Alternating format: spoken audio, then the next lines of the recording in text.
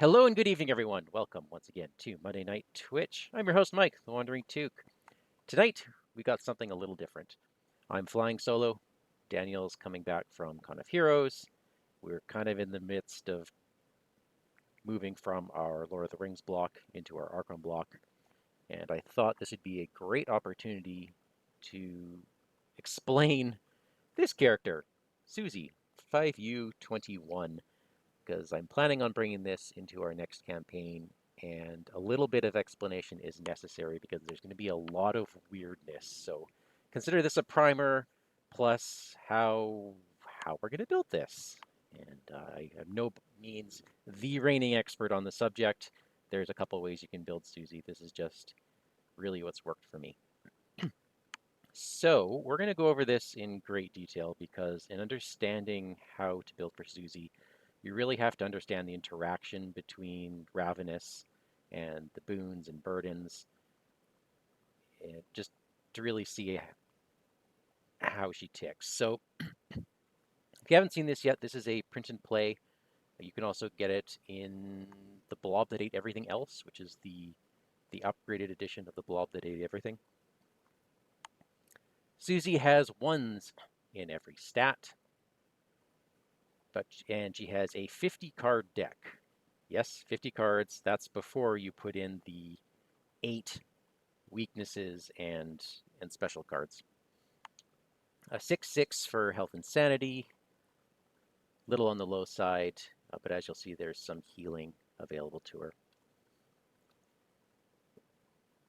We'll get into some of the other Devour stuff in a bit. I'm going to take this in a very specific order. What's interesting is that the trait is manifold. Okay, the deck building. Why do you want to play SUZI?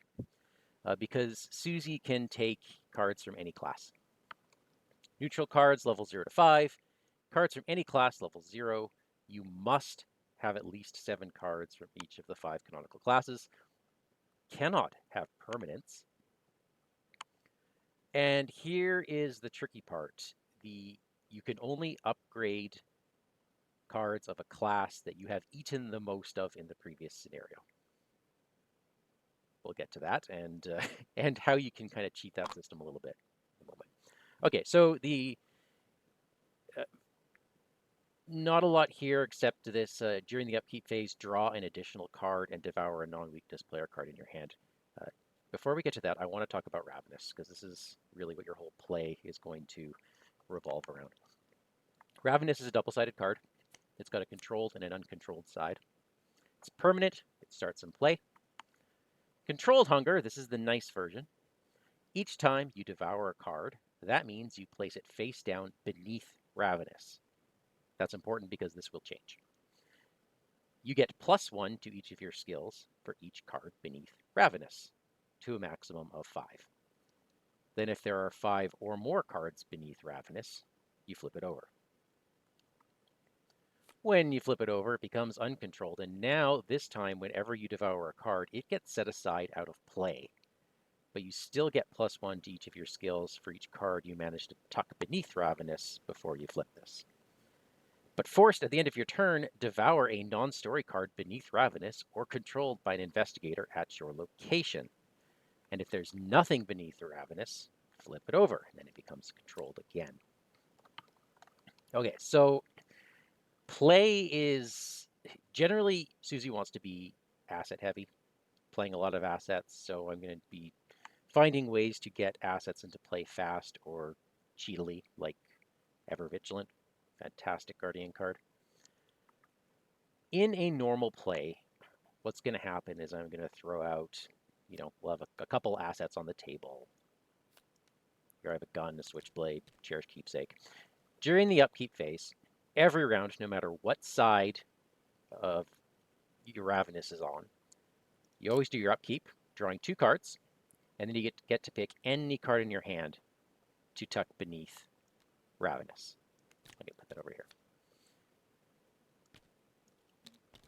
So Ravenous then gives me +1 to all of my skills because I have 1 card beneath it. This is now my little treasure pile.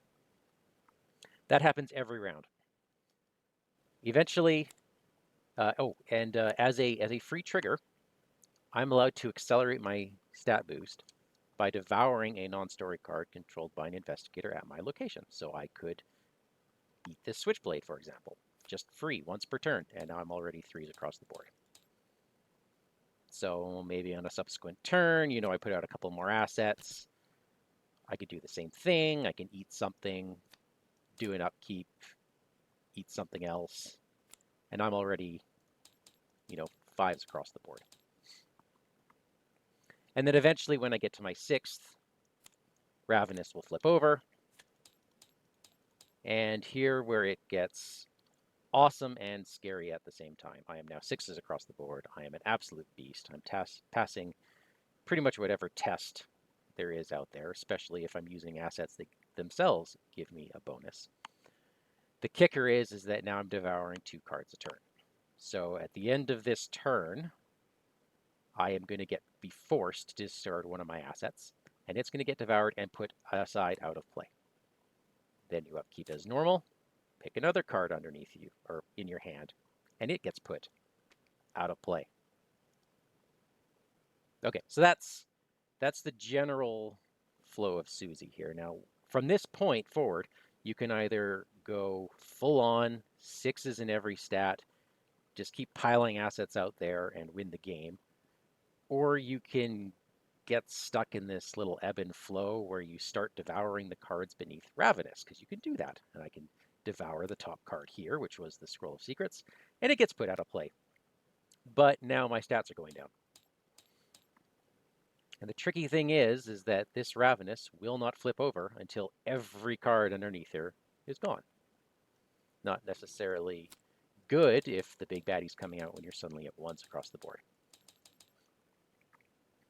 Which is why it can be useful to just stay at 6s the whole time and just flood your table with assets.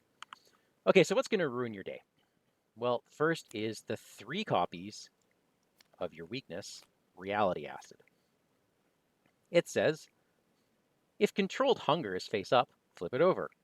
Immediately flips you into uncontrolled mode. You devour a random aspect of reality. So then it asks you to pull a random token and consult this chart. And just eat whatever it is. The top 2 cards of each investigator's deck. Card at random from your hand. And because you are on your uncontrolled side, it is set aside out of play. It is not just simply put beneath Ravenous. Where this really hurts is when this comes out after, say, round 1 or 2. So here I am. Let's say I have 2 cards underneath me. I'm 3s and everything. I'm not fantastic, but then Reality Acid hits, and suddenly I am uncontrolled. Now I have a choice. I can live at 3 stats forever, but realistically, I'm probably going to want to devour the cards underneath me to try to get back into the controlled hunger, and then take the time building myself back up again. And that can be slow and painful, especially if you draw yet another copy of Reality Acid at just the wrong moment. I've had this happen.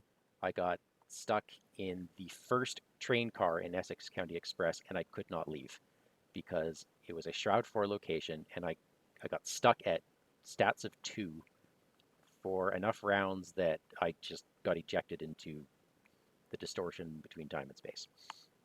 So it can happen on a really, really unlucky draw. So Reality Acid can be great if you draw 1 copy and then another, because it basically doesn't do a whole lot for you. There is one to watch out for, though. I believe it's the Skull. Yes. When you pull a Skull, you devour 1 card beneath Ravenous at random, which nerfs your stats and puts you in uncontrolled mode. Not so fun. Or, if you draw this late in the game, it's basically useless. But, at the wrong time, this is devastating. So that's where these come in. These are your 3 beneficial signature cards. Regurgitation. It's a fast card. Play only during your turn.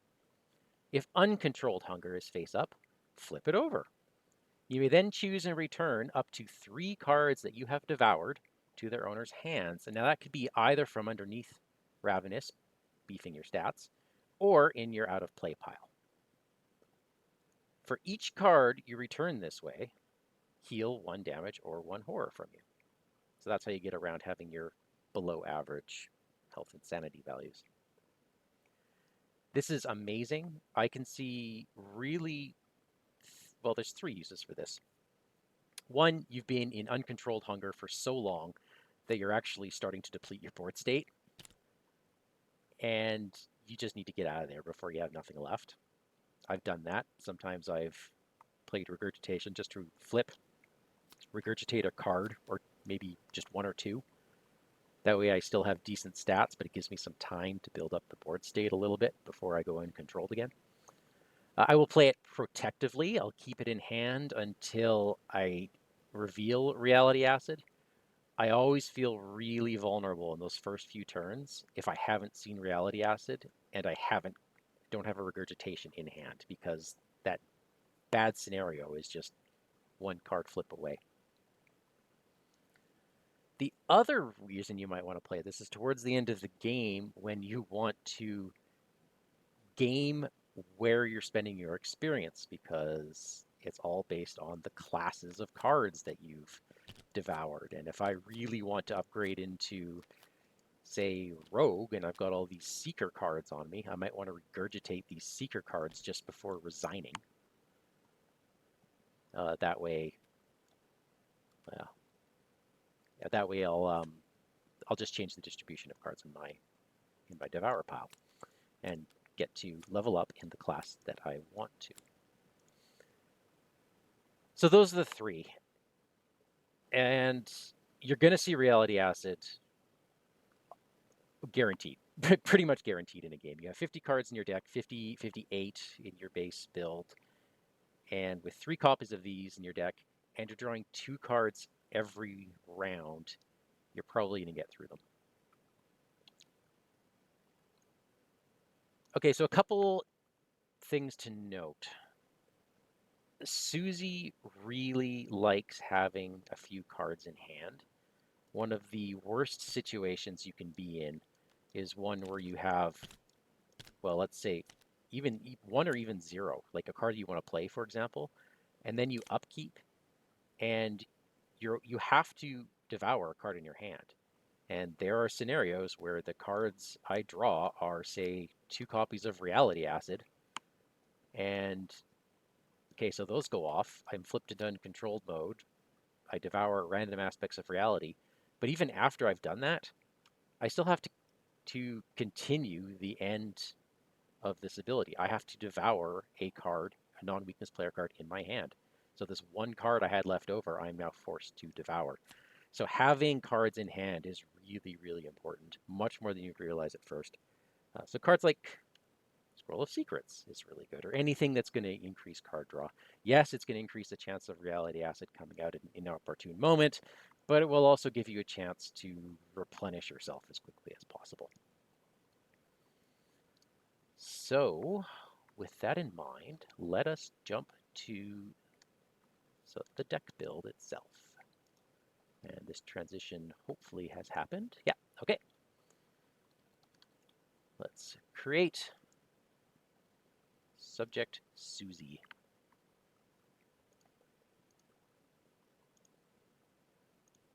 There we go.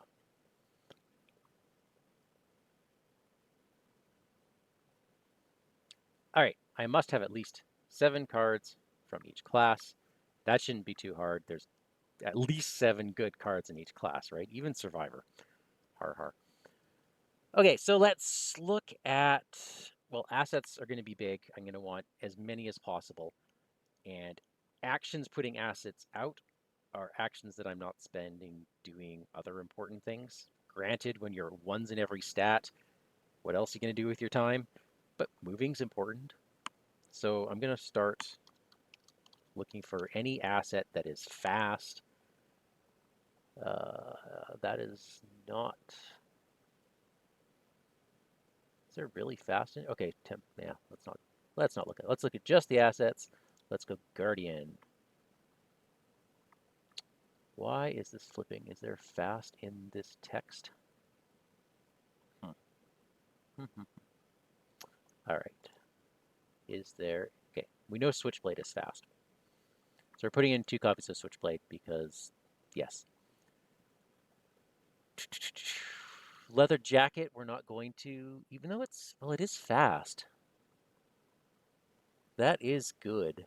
I was thinking the leather coat because it costs 0, but fast might mean the difference between playing it and not in some cases. Going to Seeker, we definitely need magnifying glass. Definitely. That will also help us draw our clues with that little stat boost. And Survivor. I don't believe there's anything here. No. Nothing that's going to be... Oh, Talisman of Protection is fast. And it's Mystic combined with Survivor. So that's interesting because when it gets devoured, it counts as both classes. That could be a blessing or a curse depending on how many Mystic cards I get out there.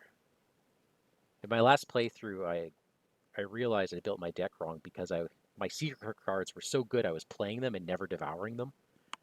And Mystic ended up getting upgraded all the time because I just happened to have the most Mystic cards in my pile. So I wanted to do a little better that way. This one might get cut, knowing that.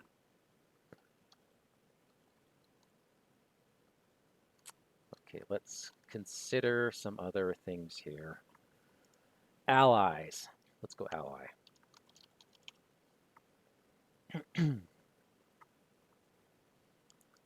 Madame LeBranche, Granny Orn. They're rather expensive. I don't want allies that are going to sit out because I will inevitably just eat them. Stray cats could be useful, but I am actually got my eye on the lab assistants because they draw 2 cards. Medical students could potentially be useful. Rogues, Bianca. As interesting as Bianca is, when I need the money is not when I have the stats to actually pass that parlay test. Yeah, Leo, there's a reasonable chance I'll have to eat Leo. Let's just do the disposable ally route. David Renfield, yes. He's a great card. If he's getting too doomy, I can just auto munch. And then Guardian allies tend to cost a lot. Let's leave it at that for the time being. In fact, let's put in a couple medical students. I like that Guardian. Okay. Speaking of Guardian, let's see what we've got for weapons. .45 automatic is your bread and butter. Although that 32 Colt, the cost is only 3. No, I'm going to go for... I'd rather the +1. The reason being is that sometimes you get stuck when you don't have 6s in all stats, and that +1 does actually make a big difference. Bandolier, I was considering, and I had it in the last campaign I played, but it didn't come out reliably enough, and I found I was eating my assets too fast for the Bandolier to even matter, so I'm going to leave it out.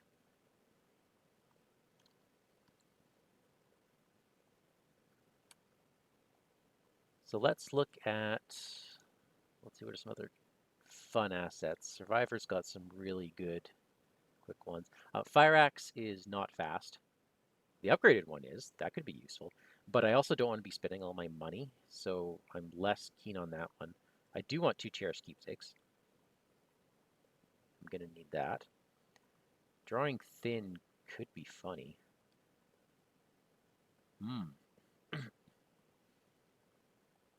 I don't know about that. Oh, I guess I should be playing Taboo, hey?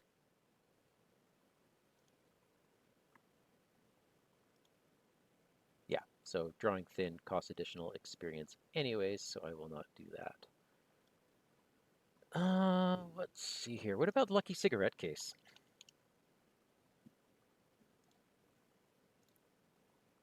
That could be useful to have around in some situations. There's my leather coat. Throw a couple of those out. Matchbox. Cost 1, 3 supplies. It's not a terrible card, but when I have access to every single asset from every class, the old keyring's a better buy.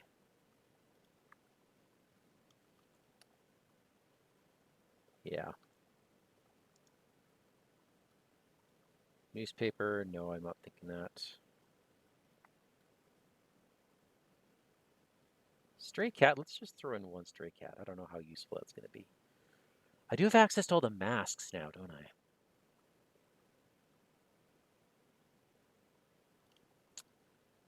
I'll have to think about which mask is going to replenish the most.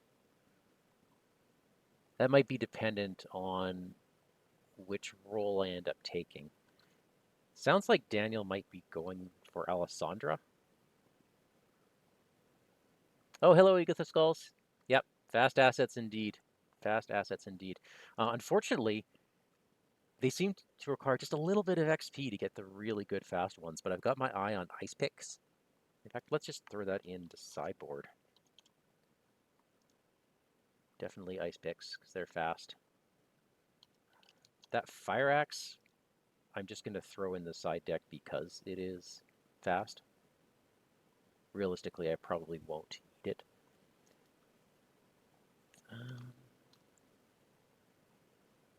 What else? Oh, I want the Scroll of Secrets because card draw. And I won't feel bad about eating it once I've taken a couple of those secrets off. I will want ritual candles because they cost almost nothing. I'm debating whether or not I want lockpicks.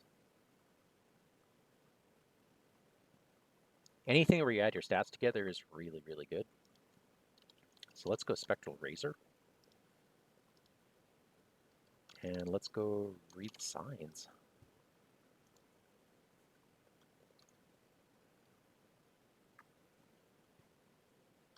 Spells. I'm definitely going to want some combat, possibly some clue gathering. I tend to like the Clairvoyance and Azure Flame combos. They seem to deal less hurt to you. I don't know how true that is. But they have action compression, which is really, really important if I'm going to be playing a lot of assets. Because I don't want to hit something 5 times if I'm already spending 5 actions to put out 5 assets. Okay, speaking of, deduction is going to be a really good one. And Vicious Blow is going to be a really good one.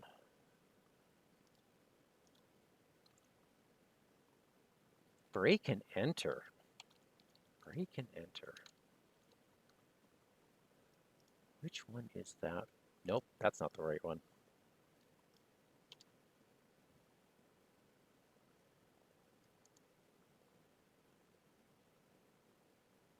Add your fleetness to your skill value. Okay, I'm going to definitely throw that in as an option. Yeah, that whole rogue suite can be good. Cost could be a thing, maybe? What are some other good skills? Since I'm on the Vicious Blow bandwagon here. Quick thinking could be useful. Daring's really good. In fact, I really like Daring as a get out of jail free card.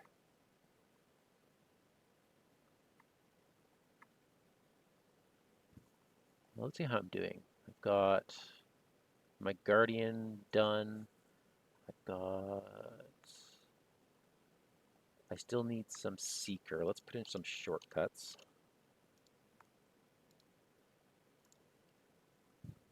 Rogues, I've got 4. I've got my 7. Mystics. I've got my complement of Mystics. 2, 3, 4, 5. And I have my complement of Survivor, so I just need 5 additional cards to round this out. Money. Money, money, money. You know what, I'm also going to... It's also the Enchanted Blades that I'm going to throw out here as an option. I may end up... why is this under... Oh, it's under Other because it has also takes up an Arcane slot. Yeah, this is not going to hurt having around. For money, let's see, we have Schaffner's Catalog.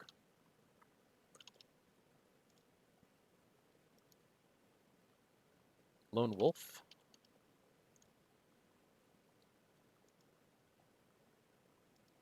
Now I've got too many cards. I'll have to cut. I'm gonna want... I'm probably going to want some more...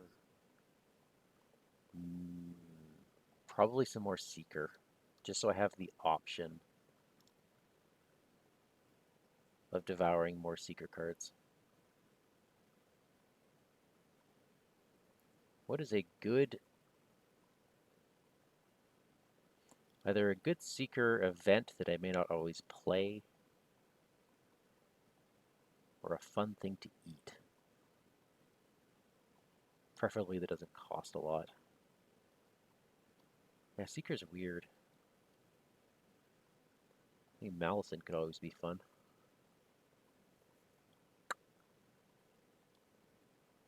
3, 4, 5, 6. I'm thinking I have too many Mystic cards, though, so I'm going to drop a Read the Signs.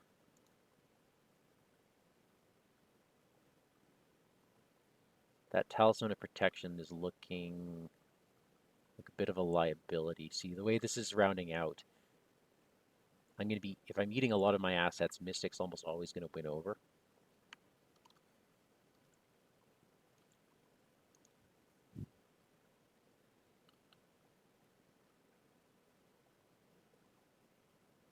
Fieldwork could be an interesting one.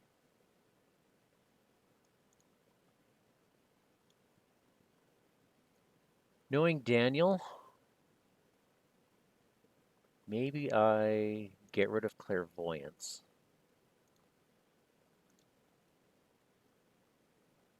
And I have more of the combat to work with.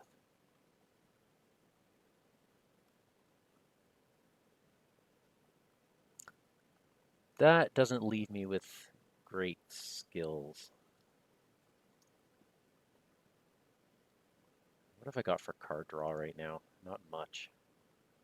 Really just the Lab Assistant. There's not a whole lot at level 0. There's a few things. I could put Eureka in there. But realistically, I mean, there's the cantrip skills. What I really want is something like Feed the Mind. Well, let's at least throw in a gut. Oh, yeah, wow.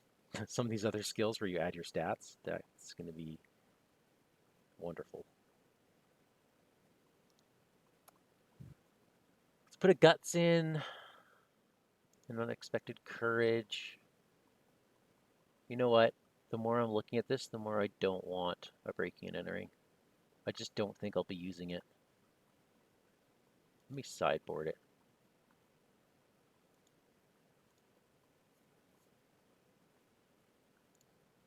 Like, it's a fine card.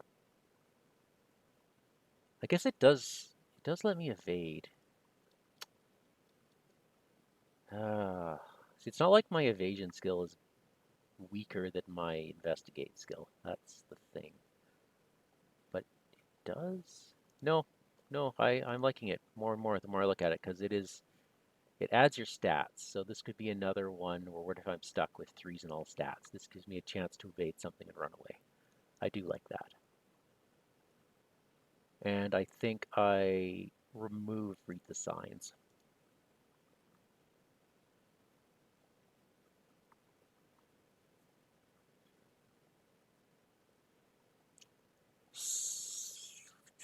So I just need to get rid of one card now. I think that might be one copy of Enchanted Blade. How many weapons do I have? I've got 2 Azure Flames, 2 Switchblades, which aren't that good, 2 45s, 2 Blades. I prefer not to lose any more of those. I think I'm going to ditch the Stray Cat.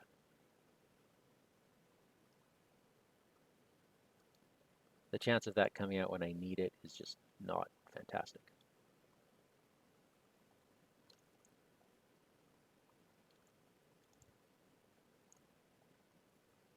So it's a little different than the last deck I built.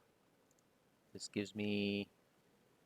has fewer skills, but a better distribution of things to eat, I think. I'm probably going to be spending shortcut every time I draw it. So I'm really going to be eating my lab assistants, probably that field work, the medical students. Yeah, this is looking a lot better. Okay, I think Daniel is naming his deck. Can't we just talk? I'll say, can't we just eat it?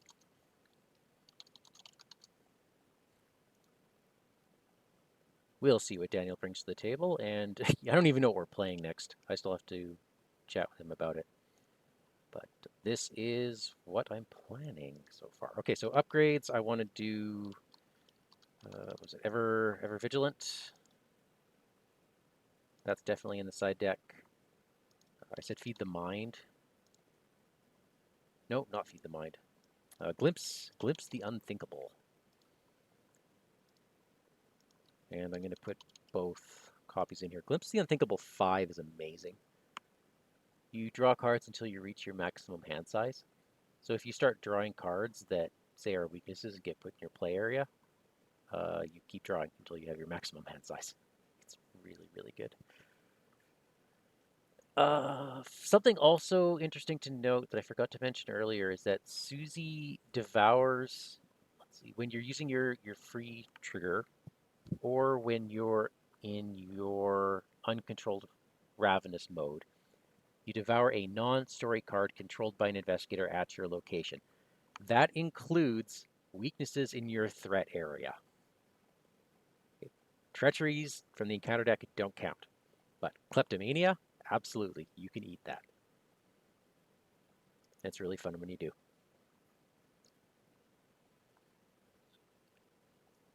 For the mystic side of things, what would I ever... I probably just want to upgrade the spells to do more of the things. Stronger air, stronger flames.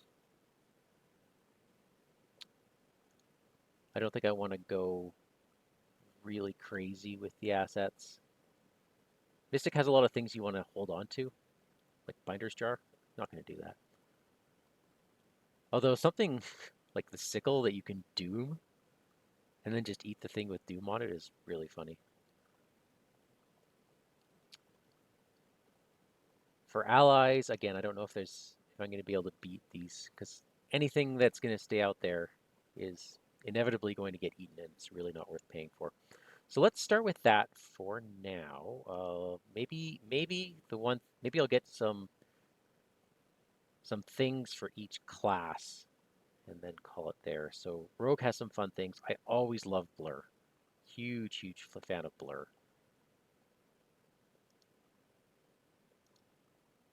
Even more so, because it tends to get its charges eaten up really quickly.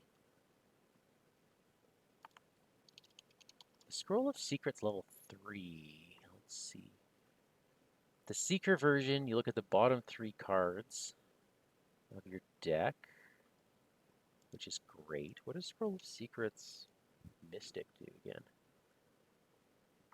You look at the top or bottom of a card of any investigator's deck or the encounter deck, then either discard that card, add it to its owner's hand, or place it on the bottom of its deck. Okay, so that's less useful because I'm looking at it for my own card draw.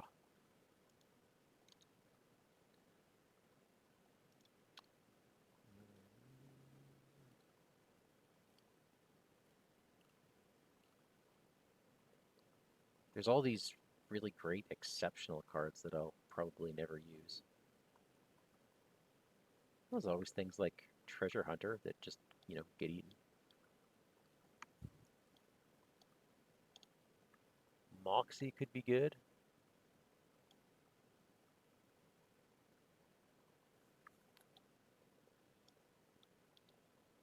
Yeah, nothing's screaming out at me at the moment. Mystic, well, I've already got Blur. In fact, maybe that's it. I throw in the, oh, what's the flame one? Brand of Cthulhu. That's the one.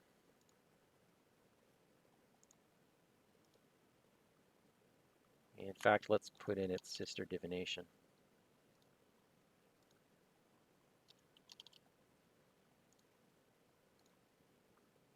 Also handy because it's dual class.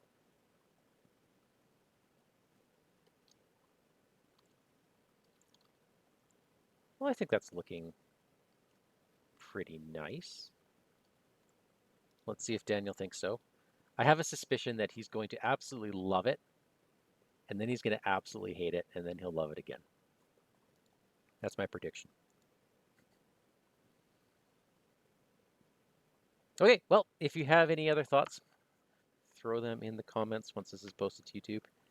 And I will see you next week. Hopefully we'll get a game started then. Have a good night, everyone.